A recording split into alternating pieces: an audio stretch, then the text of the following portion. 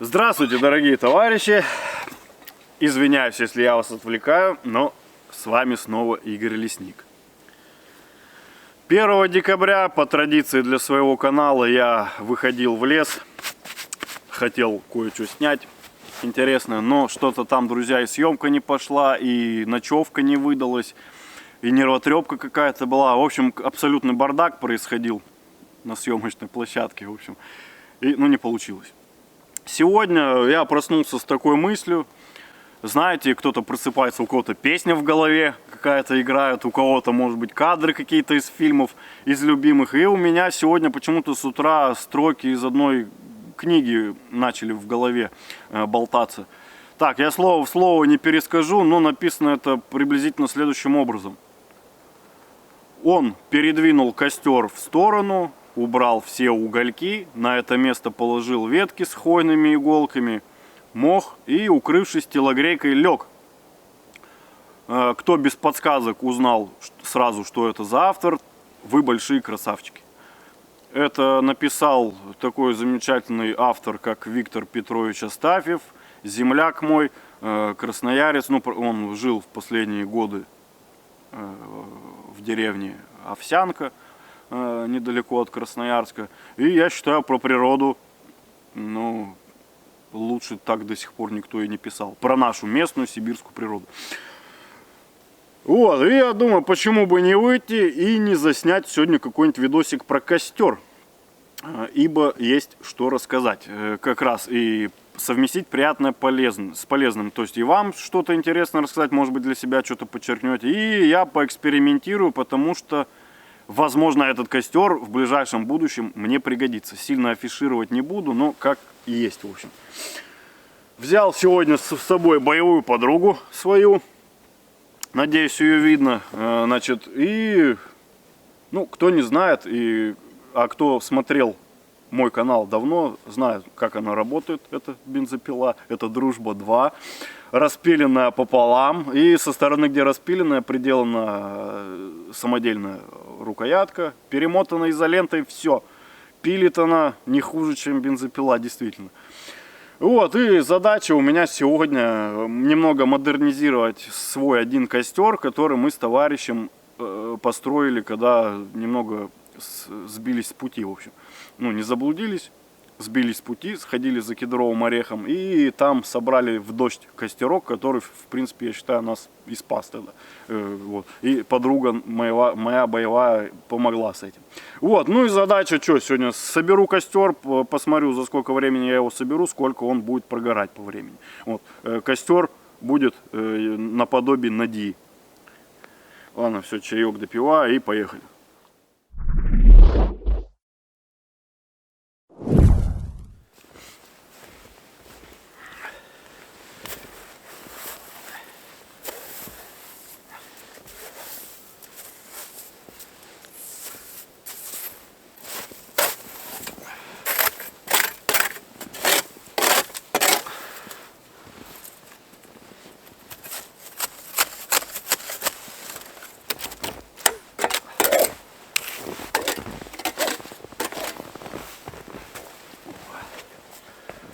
Вроде отличный ствол.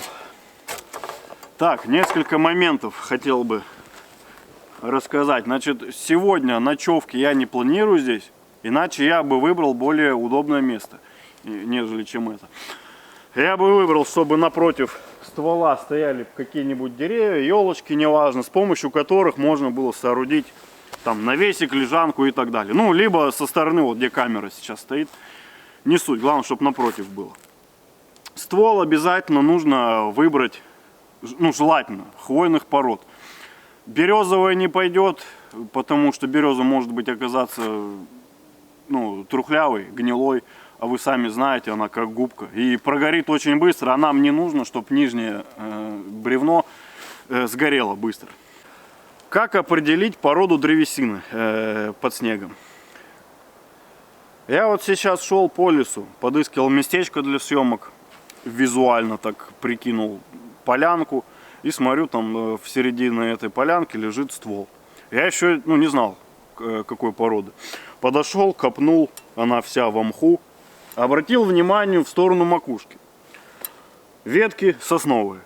Ну, логично предположить, что здесь покоится, под снегом лежит именно сосна. Вот, замечательно. Она лежит полностью на земле, это важно. Ну и еще немножечко болтовни, друзья, да начнем работать. Эта картинка с другой стороны уже. И вот видите, в том месте, где до этого стояла камера, тоже деревьев никаких. Ну, понятно, они вон там вдалеке стоят, но тепло от костра до туда никак не достанет. Поэтому при выборе места нужно уделять этому процессу более тщательное внимание, в общем, чтобы какие-то природные строительные материалы здесь присутствовали. То есть деревья, там, елочки, я не знаю, чтобы было удобно что-то здесь сконструировать. Понятно, если есть палатка, можно не париться и в палатке здесь завалиться. Так, друзья, значит, все эти действия, которые сегодня получатся у нас в видео или не получится, не знаю, я буду применять на практике. То есть, ну, вы знаете, я болтать просто так не буду. Сейчас опробую костер и уже в ближайшем будущем пойду куда-то в лес, в более неудобный, то есть, ну, не такой, как здесь, вот, сосны, открытое место, все видно, все хорошо. Нет, уйдем куда-нибудь в Пихтач, в Кедрач, и там уже опробуем. Уже переночую с этим костром и так далее. Так, значит, тогда ночью, когда мы плутанули, я точно по времени не скажу, сколько ушло на сооружение такого костра. Ну, пускай будет час у нас ушел. То есть это была ночь, шел дождь. Мы сразу по прибытию решили, ну, не по прибытию, а выбрали место там какое-то. И, значит, сразу решили валить сушину ночью. Да, друзья, как определить и как отличить сухое дерево от живого ночью, я, наверное, тоже запишу видосик, если мне это разрешение дадут на съемку там это в лесосеке. Во. Если дадут, то, значит, я запишу такое видео. Вот, сейчас у нас 12:52, ну и давайте для ровного счета, пока сейчас камеры будут туда-сюда возиться, пускай будет 13:00. Вот, и в 13:00 начнем работать уже и посмотрим, за сколько мы управимся. Ладно, поехали.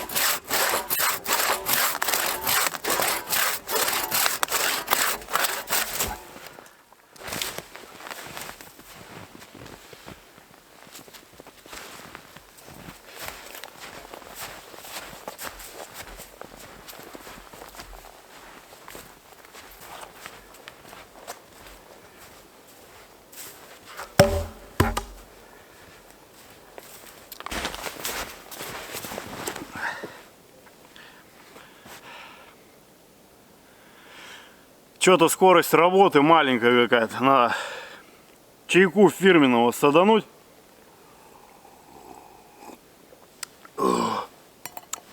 Ох! Ну, сейчас попрет работа.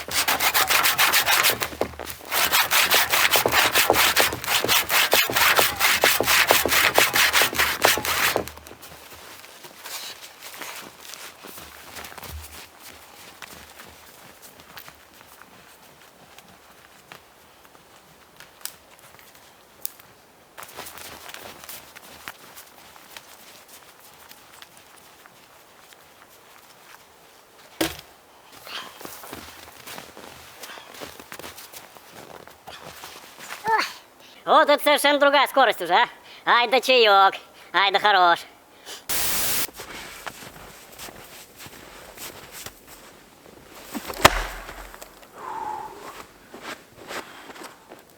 Так, ну что, 50 минут прошло уже. 50 минут прошло, и это с учетом съемок, плюс чайку хлебанул. В общем, давайте, не мне, не вам, пускай будет 30 минут. 30 минут на заготовку вот этого, плюс еще понадобится. Ну да, на то и выходит, что около часа только на, так скажем, заготовку дров и сооружение костра. Значит, припер еще вот такую штуку. Я не думал, что она настолько трухлявая будет, но она пригодится. Пригодится. У нее есть сучки, вот такие, довольно мощные еще. Чуть попозже увидите зачем. Так, сейчас будем собирать наподобие экрана. Она же надья будет, и я ее называю уставшая надья. Почему уставшая? Чуть попозже узнать. Я не знаю, создавал кто-то такой костер или не создавал до меня, на ютубе, по крайней мере. Вот. Но мы его придумали сами на ходу. Никто нам не показывал до этого. Вот. Почему уставшие, сейчас по ходу объясню уже. Давайте будем собирать.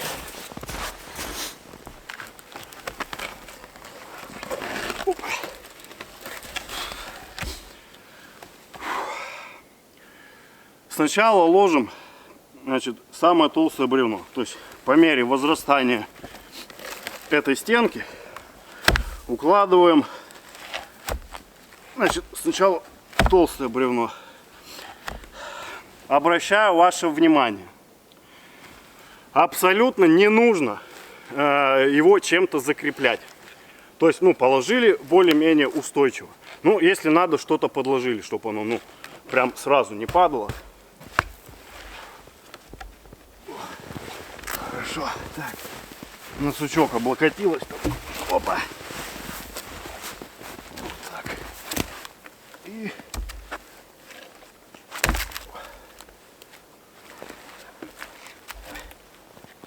Так, что тут, господи. Во, пойдет. Так, кору только вот эту снять. Во, вот так. Когда мы с товарищем в тот торжественный вечер наткнулись чудесным образом на ореховый стан. Что значит ореховый стан? Это в сезон, когда заготавливают шишку, заходит команда, делают стан, вешают мельницы и, собственно, уже занимаются заготовкой. И я думаю, кто таким промыслом занимается, знают, какие на этих полянках бывают просто огромадные кучи шелухи от этих шишек. Шишку через мельницу пропускают, шелушат ее, и вот эта вся шелуха остается, орех забирают. Вот. Естественно, мы решили ночлег делать прямо вот на этих кучах. То есть они были мокрые, да, мы наломали лапника, наложили их и, значит, решили делать костер возле упавшей, не знаю почему, выворотень был, кедровый, живой еще. Вот. И мы под этой кедрой решили делать наподобие таежного костра. Но случился, значит, у нас такая дискуссия, что мы испугались, что мы поочередно спать не сможем. То есть вырубимся оба и, значит, всякое может произойти. Зверь там подойти или, простудиться элементарно можно. Значит, когда уснул, за костром следить некому, всякое, в общем, бывает. И решили придумать какой-то будильник. У нас ни телефонов, ничего не было еще.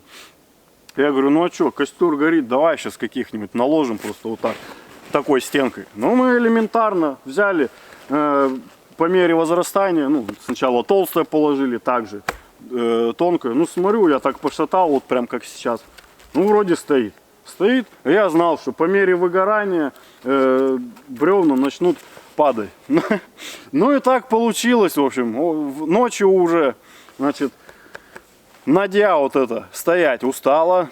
И она просто рухнула прямо в костер. Да с таким грохотом и с искрами, что получилось. И уставшая надья, название. И будильник у нас получился. Мы 2 раза за ночь так довольно лихо подскочили. Вот такой момент у нас был. Костер уже непосредственно разводится внизу. То есть внизу само дерево вот это, как правило, горит очень плохо. Оно в основном тлеет. Оно тлеет, образуется ниша такая в форме чаши, не знаю как назвать. Вот. А горят уже, которые сухие накладываешь сверху. Вот. Это тоже трухлявое будет, как экран работать. А сверху уже будут потихонечку заниматься. И вот это место вот эта середина выгорает и потом падает, короче. Вот, такой момент. Я не знаю, сегодня дождемся мы такой эффект или нет, потому что прогореть это может только глубокой ночью. Я до ночи здесь сидеть не буду. Вот, ну, до вечера, я думаю, досижу. И в случае чего я этот эффект просто сымитирую. Короче, я обойду, подтолкну, в общем, бревна, посмотрите, как выглядит это. Ладно, давайте разводить уже наконец костер. Друзья, я понимаю, что многие из вас уже видели мои предыдущие видео. Многие из вас и без моих видео умеют прекрасно разводить огонь. Но мне зачастую пишут люди, что Игорь, как вот так вот? Я порой летом в сухой лес выхожу, не могу развести костер. А ты зимой там в дождь элементарно его разводишь. Вон, ну, такие комментарии бывают. Понятно, друзья. Значит, ну, не все люди, которые вот, ну, подписываются новые, они не все смотрят старые выпуски. И, значит, и вот для них, наверное, буду показывать. Ну и для вас, как бы, повторение мать учения. Я всегда с легкостью развожу костер с помощью вот таких веточек. На елочке, на пихте, на еле, внизу, неважно, живая она или мертвая, всегда внизу сухие вот такие веточки. Это порох самый настоящий. Сегодня понадобится его в приличное количество, так как распаливать нужно бревна будет. Вот. И с помощью вот таких прутиков, элементарно уже, подставили зажигалку, спичку чиркнули, и вот это загорается просто моментально. Да елки-палки. Все. Крикет, елки-палки. Крикет купил на Газпроме за 99, что ли, рублей. Ё-моё, у меня зажигалок-то больше нету.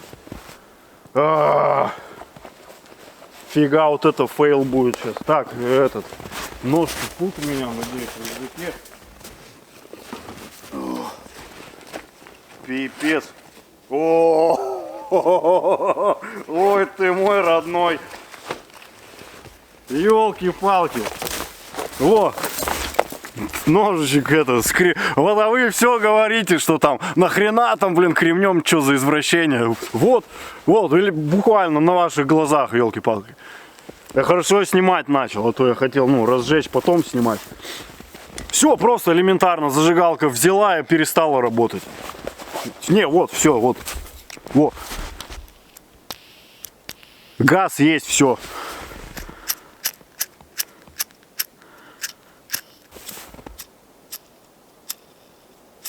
Она, такое ощущение, вот каплями какими-то вылетает. А она не регулируется, ничего здесь. Короче, пипец. Крикет 99 рублей. Ну, придется кремнем разводить. Что теперь делать? Слава богу, я это делаю не намного медленнее, чем, блин, обычно зажигалкой.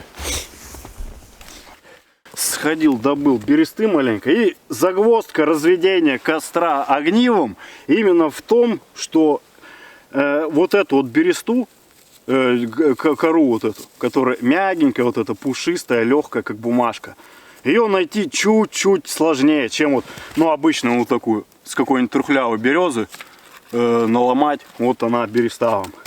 А это чуть подольше. Ну сколько? Ну 2 минуты я буквально походил. 2 минуты походил, набрал бересты. Вот этой вот. Вот она как бумажка такая. Я что делаю?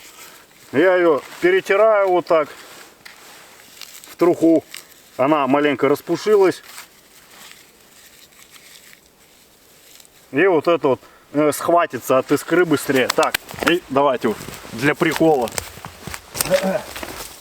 Для прикола у нас уже будет не нож, а то ножом уже видели. Как бы это. Ну, да, будем извращаться сегодня. Так, ну, надеюсь, с первого раза будет. Вот у меня на чехле, на ноже всегда огниво. Так, ну давай попробуем. Так, ну если не с первого раза, то извини. Ой, тихо. Да что ты? Что, даже не с третьего? Какой позор. О, все. Вот вам. Ну и что зажигалкой? Ну чуть-чуть быстрее, да, ну. Бывает, что. Так, не волнуемся, не торопимся. Сгореть не успеет ничего. Подкладываем потихонечку. Так, топорик только в сторону. Ну и все. О, оказывается, здесь у меня на бересте была вот такая вот папирус этот. Ну. Так, примерно посередине вот так сделаем. Ну и все, грубо говоря, разводим костерок, подкладывая уже веточки вот эти. Смотрите, кстати, как она загорается-то, вот эти ветки. Буквально. Раз, все. Вот она горит. Зажигалкой также подожгли, дали маленько разгореться. Ну и все, и ложите уже на землю и разжигаете костер. О, ну все, пошел процесс. Всегда радуюсь, когда развожу костер. Ну, не знаю почему. Есть что-то в этом такое. Как там? Генетическая память. Так. Я знаю, что сейчас в комментариях там много знатоков будет писать. Давайте так, во-первых, произношение слова надья, оно применимо в двух вариантах. Нодья правильно, надья правильно. Но именно там, где ее придумали, говорят надья. О, поэтому, что хотите, делайте. Во-вторых, я знаю, что классическая надья, она равномерно поджигается. Это важно, да. Она поджигается равномерно, и пламя должно быть равномерно. Ну, по всем бревнам, елки-палки. Я повторюсь, у нас не стандартный костер сегодня, не классическая надья. Авторский вариант, так скажем. О. А так как автор я, значит, я что хочу, то и ворочу с этим костром. О. Так, значит, задача сейчас добиться углей.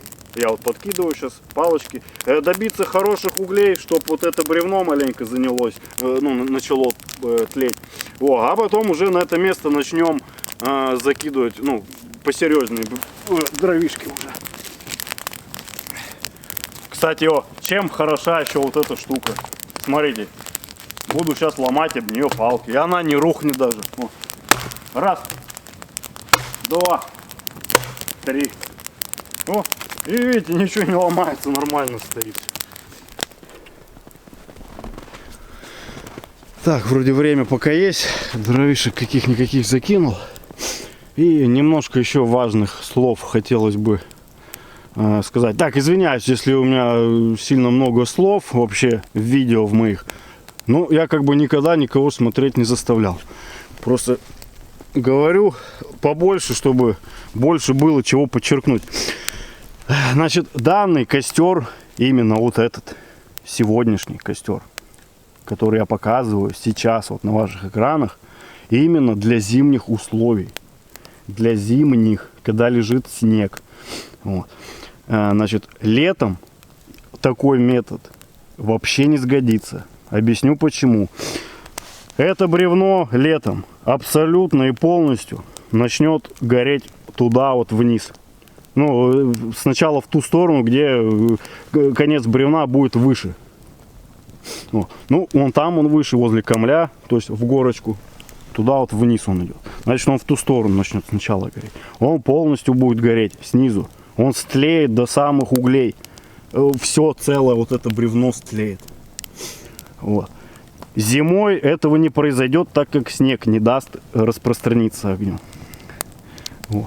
Так, второй момент. Задача поджечь нижнее бревно. Нету такой задачи. Задача вот рядышком сжечь костер, и чтобы то бревно просто, ну, стлевало, так скажем, или как еще назвать. Именно поджечь вот туда вниз как-то, чтобы полностью горело, задачи такой у нас нет. Вот, просто жгем потихонечку. Вот костерок уже занимается потихонечку. Скоро будем посерьезнее дрова подкладывать. Вот, вот такой вот у нас значит, костерок получается. Ну и разумеется, пока вот это все разгорается, кто-то один делает костер, кто-то второй ставит лагерь, там, ну какие-то лежанки организовывает и так далее.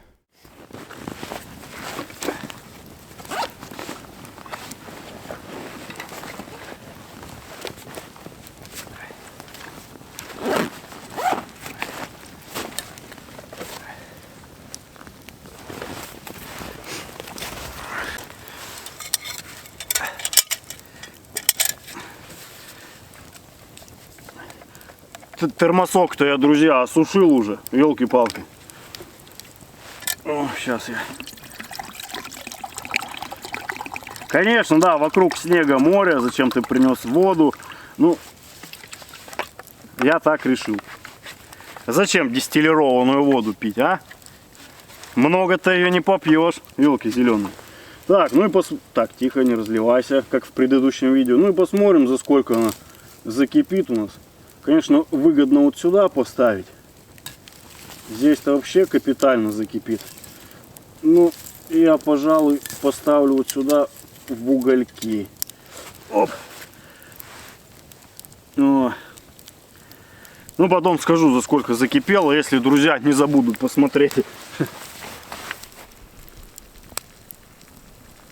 Водичка закипела спустя 7 минут. Ну, понятно, там алюминиевый котелочек этот на 600 миллилитров. И на углях, конечно, быстрее, чем на горелке еще. Так, друзья, ну что, заваривать сегодня буду. Хоть видео не про чай, но все равно вкратце пробежимся. Брусничника сходил, накопал. Вечно зеленое растение, там нормализует давление, в общем, нормально. Сорвал хвои кедровый с живого дерева, с кончика нижней веточки, но сорвал именно с того, на которой нет желтой хвои. Потому что с желтой хвоей, там зараженную, там ржавчина есть такая болезнь. Ну, уйма там болезней у кедра, конечно. Какое именно здесь, неизвестно, никто не изучал в этом лесу. О. И взял из дома это... Рододендрон Адамс. Сложно, наверное, да? Рододендрон, блин. Этот, саган-дайля, короче, это. Саган-дайля в простонародье. О, очень переводится как растение, продлевающее жизнь. О, такой коктейльчик будет сегодня у меня. Пошел заваривать.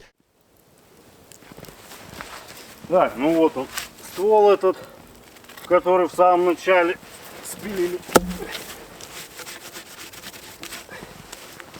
И начиная с тонкого конца обычно. В общем, на десерт я всегда самое сладкое оставляю. То есть то, что самое долгоиграющее. То есть ближе к камлю. Все вот так вот я кладу. Маленько поближе, конечно, к бревну. О, приблизительно в таком плане.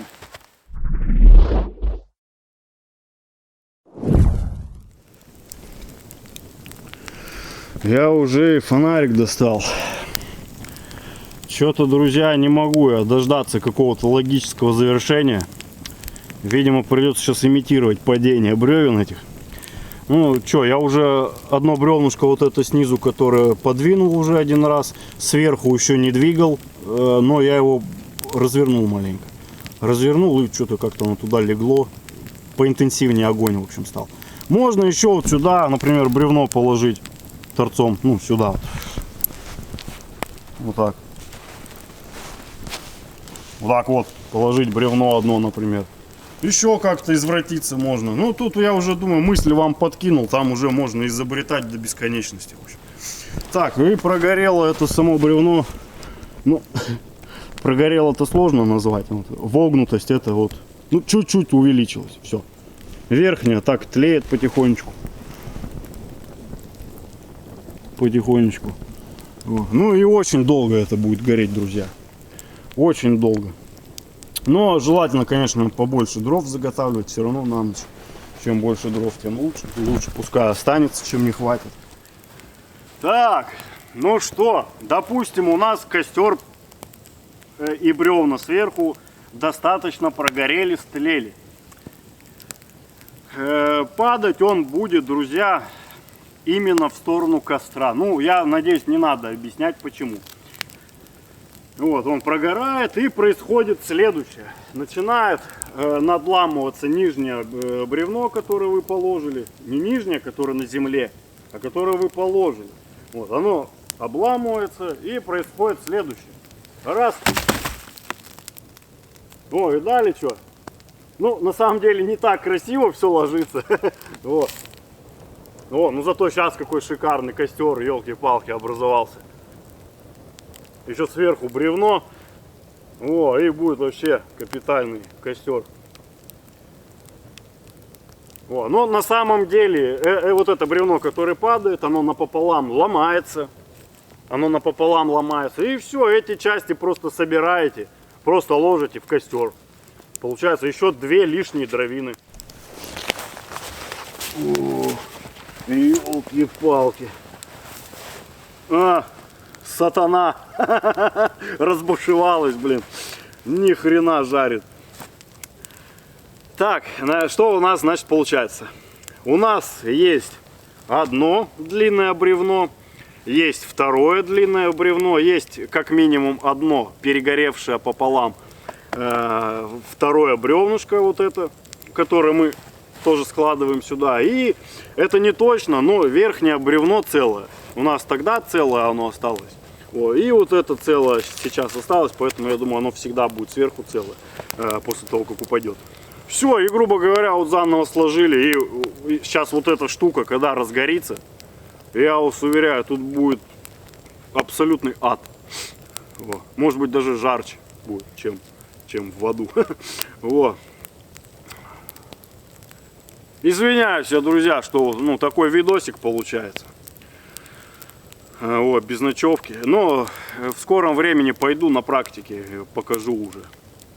Чтобы уже показать, как он к утру сгорит и так далее. Все вот эти моменты. Но, возможно, это видео будет не следующим, так как, друзья, мне, значит, в тайгу на 3 дня буду заезжать. Там попросил человек помочь со строительством избы. Ну, достраивать там надо. Руслан from Сибири, кстати. Вот, вы его видели уже у меня на канале. Поедем в красивейшие места просто. На далекую речку, на мотособаке, палатку свою возьму с печкой. Раскладушки возьму. Ну, в общем, с комфортным, я думаю, там 3 суток время проведем. Вот. Ну, извините уж, что так получается. Про костры, думаю, еще в будущем еще поговорим. Плюс сушину я обещал ночью найти, отличить сушину от живого дерева, свалить. Поэтому, думаю, будет интересно. Ладно, друзья, большое спасибо, что вы смотрели это видео. Лайковского обязательно жмите, кто досмотрел до конца. Ну, если подпишетесь на канал, буду вообще вдвойне рад. Оформляйте колокольчики, чтобы дальнейшие видео не пропустить. И берегите себя, друзья. Желаю всем здоровья, детей своих берегите. И до свидания, до скорых встреч.